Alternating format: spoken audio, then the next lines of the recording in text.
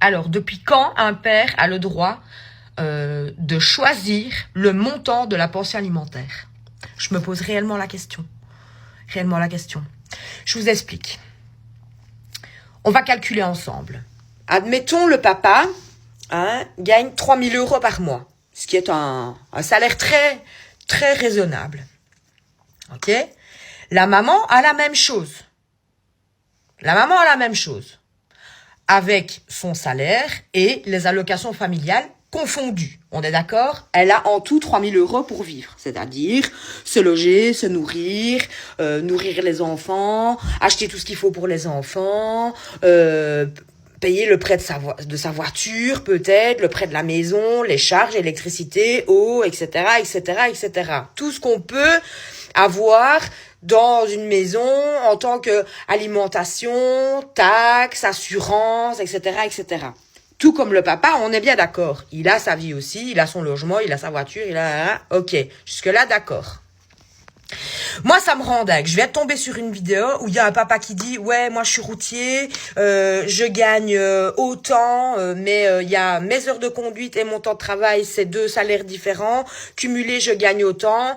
Et pour mes 3 enfants, je paye 400 € par enfant de pension alimentaire. C'est de trop, je ne suis pas d'accord. J'ai 3 enfants, je dois payer 1200 balles. C'est un tiers... voire un peu plus d'un tiers de mes revenus, moi je ne sais plus vivre.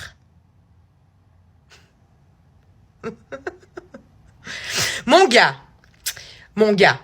c'est un truc de dingue, Donc c'est-à-dire que c'est la maman à prendre en charge tout parce que toi tu veux payer que 100 balles? Parce que tu as décrété que la pension alimentaire, ça devait pas aller au-delà de 150 € par enfant? C'est quoi le délire en fait? Donc si je comprends bien le raisonnement, le père ne doit verser que 100 ou 150 € par enfant, et la mère, elle doit payer tout le reste.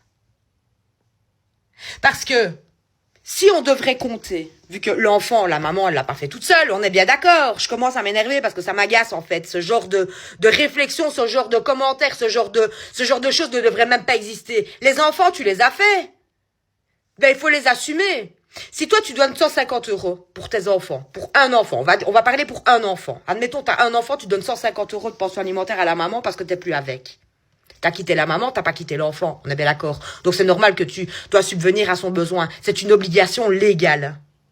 Voilà, ça c'est déjà clair et net. Et ce n'est pas parce qu'il y en a aussi, on va me dire, ouais, mais moi je vois plus mon enfant, donc je vois pas pourquoi je paierais la pension alimentaire, je dois venir.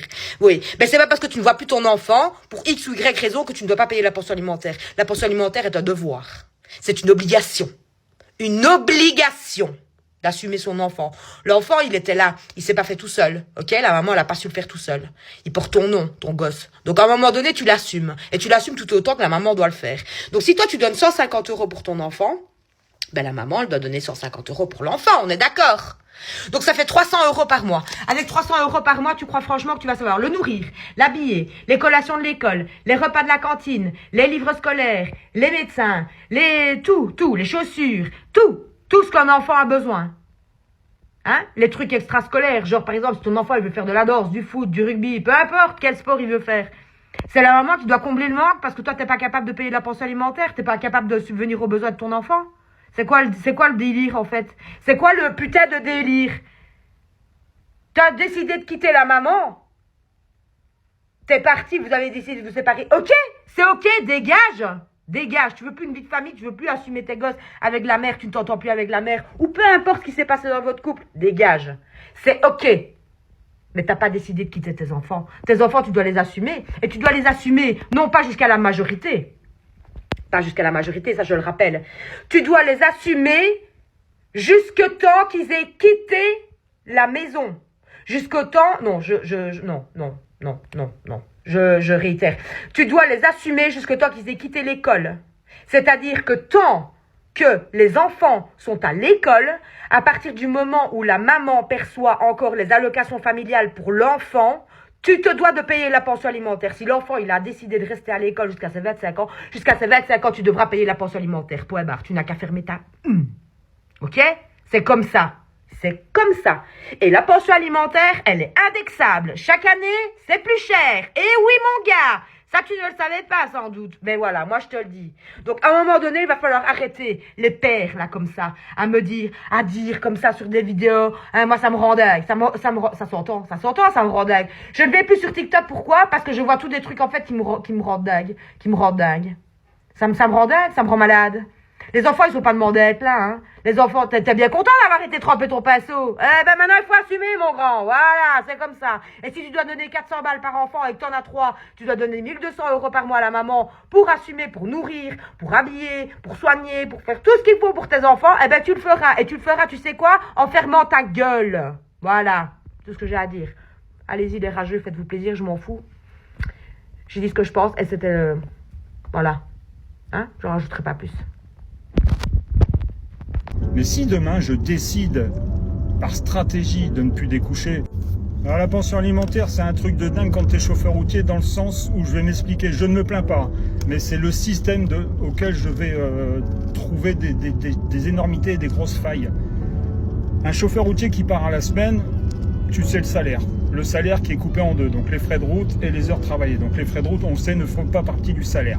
Mais quand tu es devant le tribunal et devant le juge et que la partie adverse te dit « Monsieur, il est capable de payer cette somme-là parce que monsieur perçoit cette somme sur son compte », le juge, il va pas faire d'état d'âme, il va le dire « Monsieur, la personne que j'ai en face de moi a raison. Oui, je pense que c'est ce que je vais faire. Là, j'aurai les arguments clé en main devant le juge, c'est-à-dire monsieur, j'ai ce salaire aujourd'hui parce que je pars à la semaine, au mois de septembre j'aurai ce salaire parce que je décide de ne pas donner et de ne pas être abusé sur la pension alimentaire. Pourquoi payer des sommes pharaoniques? On me demande 800 euros pour les 2 enfants et 400 euros pour la plus grande, donc c'est-à-dire 1200 euros, alors qu'on m'a refusé un financement d'une voiture de 40 000 euros que j'étais peut-être capable de payer. Je mets tout au conditionnel parce que tout ce que je dis est très calculé, très intelligent. Mais on va te refuser un financement automobile, on va t'accepter un prêt immobilier hypothéqué, on va t'obliger à payer une pension alimentaire même si tu n'en es pas capable, si demain, moi, je ne décide de plus partir à la semaine, c'est-à-dire couper mon salaire quasiment en deux. Voilà. Et ça, c'est une grosse faute de la justice et une grosse erreur des tribunaux. La bise. Ciao. J'ai 60 ans et je suis accro à une dynamique avec un jeune, plus jeune que moi. Accro à cette dynamique, ça fait 9 mois qu'on est en contact. C'est une relation intermittente, par échange. On s'est vu plusieurs fois parce qu'il est dans un pays à l'étranger où je vais régulièrement pour le travail. Et honnêtement, je suis vraiment accro à cette dynamique parce qu'en fait, c'est une dynamique qui fonctionne par intermittence. Et c'est extrêmement addictif, l'intermittence. Et moi, je suis extrêmement douée pour envoyer des bombes qui le rendent fou. Et lui, il est extrêmement doué pour se retirer dans les moments chauds. Il fait de l'interruptus. Et ça me rend mais focus sur lui. C'est un truc de malade. Ça vous est déjà arrivé un truc comme ça, mais être addict à une dynamique pareille, c'est un truc de fou. Et j'en redemande. Vraiment, j'en redemande. C'est un truc c'est un truc de malade. C'est un truc de malade d'être accro comme ça. Ah, on rigole, parce que ça y est, je suis célibataire, mais c'est surtout que je me suis remis dans le train. On rigole parce que comme je joue à la princesse et que j'ai plus envie de draguer, j'attire toujours le même type d'homme. Le type qui me fait un peu kiffer, tu vois. Le mec hyper solitaire, qui a pas d'amis. Qui sort jamais et qui sait pas draguer. Et encore moins envoyer un DM sur internet. Mais qui cherche absolument une relation sérieuse. C'est rigolo parce que quand ils tombent sur moi, ils ont leur relation sérieuse. Y a pas de problème. Moi, tu sais, j'ai pas peur d'aimer, j'ai pas peur des hommes, et j'ai surtout pas peur de me casser la gueule. C'est rigolo parce que c'est toujours le même schéma. Au début, ils sont super contents d'avoir trouvé, et puis après, ils finissent quand même par choisir le rien. Non, c'est rigolo. Ils choisissent le rien plutôt que moi. Ils préfèrent avoir rien plutôt que d'avoir leur idéal. Ah, c'est rigolo, c'est rigolo.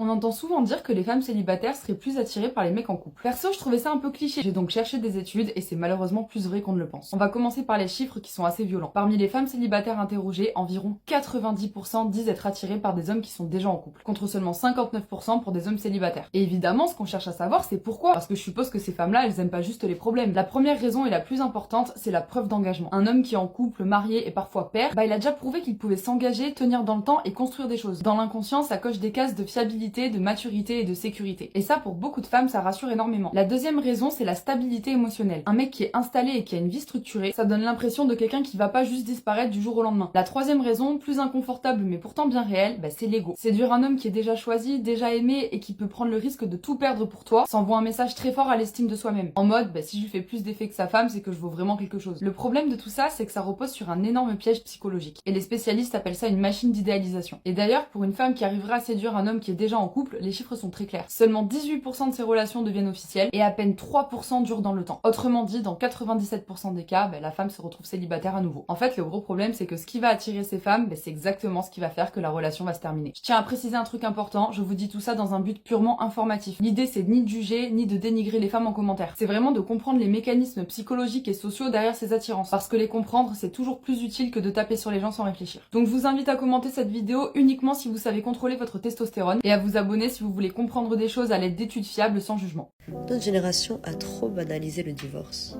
Il faudrait qu'on prenne exemple sur nos anciens. Avant, les femmes, quand leur mari faisait une connerie, là, elles les quittaient pas, hein. Elles les empoisonnaient. Je dis ça, je vous dis rien. Vous savez, Cooper, on peut perdre beaucoup d'argent en courant après une femme, mais on ne perdra jamais une femme en courant après l'argent.